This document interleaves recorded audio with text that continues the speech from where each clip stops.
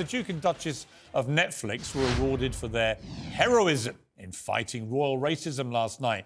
The climate campaigners flew into New York by private jet for the Robert F. Kennedy Association's Ripple of Hope Awards, which were presented to them in their case by Alec Baldwin, who is possibly about to face criminal charges for accidentally shooting a woman dead on the set of his movie.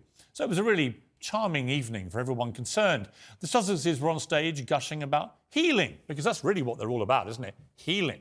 So one word you would really associate with Meghan and Harry as they trash their family on an almost weekly basis. Their dreaded Netflix series comes out tomorrow, and speaking for many of us, a Sky reporter asked this. Harry, are you putting money before family? Are you putting money before family? Family question. Harry, are you putting money before family? Are you putting money before family? Family question. Literally the first time that either of them have been challenged on any of their allegations. Oprah never challenged them. They won't be challenged in this Netflix series. None of their cosy chats or podcasts does anyone ever ask them questions like that. And that is the burning question. Are they now putting money before their family? Are they trashing the institution which gave them the titles which they now ruthlessly exploit for gazillions of dollars? Well, joining me now to discuss this, author and playwright Bonnie Greer, associate editor of the Daily Mirror, Kevin Maguire, and Talk TV contributor Esther Krakue. Welcome to all of you. Bonnie, welcome back. Thank you. Good to be back. OK, look, this series is coming out tomorrow. We get the first 3 episodes tomorrow morning in this global event, as they call it. They've just been given an award for their heroism in standing up to royal racism without ever producing, to my knowledge, any facts to support these allegations.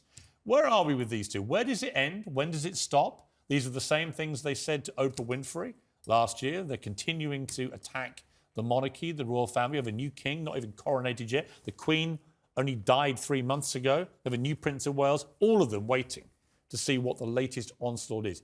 Who wins here, apart from their bank balance? Asking me? Yes. Well, you know, and you know probably better than a lot of people about the celebrity space in the United States. That's where they are. Meghan and Harry are big celebrities in the United States. You also know, as someone who's lived in the United States, who lives in the United States, that the Americans know nothing about the royal family. They know absolutely nothing. So what Meghan and Harry are doing is giving them their definition of what the royal family is. I think we should just walk away from Meghan and Harry. How can we? Well, we can.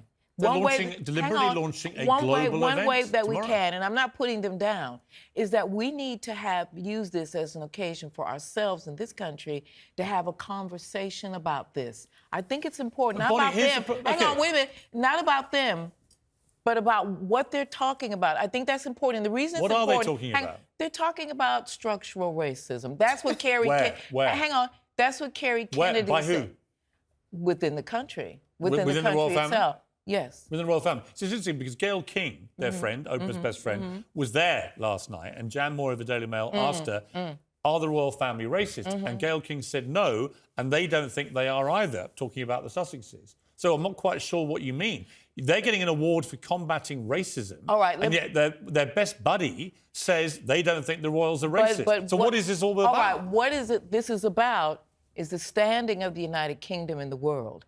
Which is being pilloried by these two clowns from California. So we need to rescue it, and it's important to do that. The royals aren't going to fight back. No, they're not going to go on the record. What we're doing right now is we need to talk about, there are problems here, like there are everywhere. And you know, the audacity of anybody in the United States to talk about racism anywhere else is actually hilarious. Right. But we need to take the occasion to talk about it. We can do it. We can do it here because there are issues. Like there are problems. What are we talking about exactly? No, what we're talking about, the thing that happened to that Ngozi Fulani, that was outrageous, all right? We need to look, and we need to do it, to talk about... But Bonnie, in that case, an 83-year-old woman made some unfortunate remarks to a woman who was at the palace. She was named very quickly. She was held accountable, and she was out within 24 hours. The difference with Meghan and Harry is they don't give any names. They give no facts. They give no evidence. They simply say somebody in the royal family said this. That the reputation of this nation is being held up. Exactly. Trashed. We need to take charge of this conversation. Well, okay. It needs to happen. Esther. They actually won an award for fighting structural racism. They did. Because that's how I like my racism, structured and structured and racist. Anyway, but I think the point is that they literally have done nothing for people of colour, for instance. So I don't understand this idea that they're winning an award to combat racism. What have they done to fight racism? They're in America, Esther. It's not real. That's what I'm So trying it's to imaginary say. racism. No, what I'm Imaginary trying to structural say racism. is Bonnie, that... that's quite something. See, what you're saying is it's fake. No. What I'm saying It's not is... real, it's no, fake. No, listen. The persona that's being created in this country, I'm not interested in Harry and Meghan. I'm talking about the United Kingdom. We don't look good. All right, and No, that's you don't what look good because these two are trashing us every 10 minutes. No, it's not because we need to All confront right, I want to and hear talk about Esther this. finish your thought process on it. I just think that they embody everything that's toxic about this country and our conversation around race. I don't want to live in a country where I can accuse someone of being racist towards me and they can't defend themselves, which is exactly what Meghan and Harry are doing. And they're doing it knowing that the royal family won't fight back. So I think the best thing to do would be to ignore them, because I don't feel comfortable levelling allegations at racism at someone who can't defend I themselves. wouldn't worry about That's a royal completely family. Yeah, but you ridiculous can't society to ignore, live you in. can't ignore them when they've got a Netflix series and there's a book about to come out. You can't ignore them. But what has to happen, and look, there are no Rosa Parks and Martin Luther King, but if she says she's suffered racism, he says she's suffered racism, there is racism in Britain, there may be some in the royal family, they've got to name names, put up or shut up, and the royal family have to come out and answer. I'm sorry, if they're not doing... We're beyond No, now. I'm sorry, Never if you are complain, not never willing to name and explain.